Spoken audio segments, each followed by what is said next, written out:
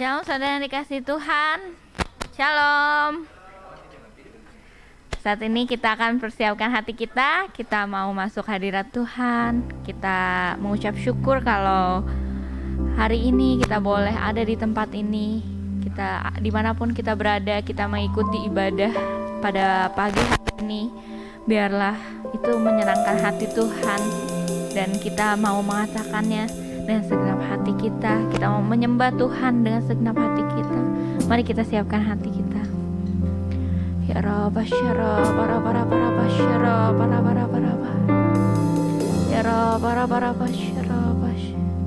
terima kasih Tuhan. Terima kasih untuk kesempatan yang Kau berikan buat kami Tuhan, untuk mengikuti ibadah pada pagi hari ini Tuhan. Biarlah Engkau hadir bertahta atas setiap puji-pujian dan penyembahan kami Tuhan. Dan Engkau menjamah setiap hati kami. Engkau berikan Tuhan jawaban atas setiap pergumulan kami, karena kami tahu di mana ada Roh-Mu, di situ ada kemerdekaan. Terima kasih Tuhan. Kami siap menyembah Engkau. Haleluya.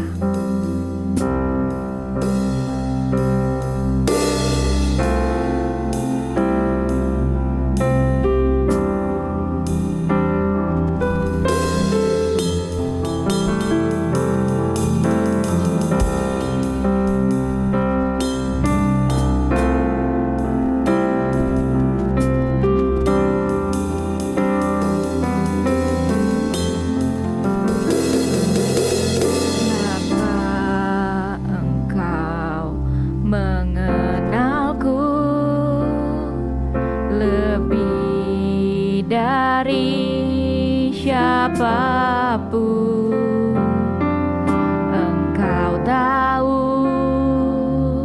ceritaku dan isi hatiku.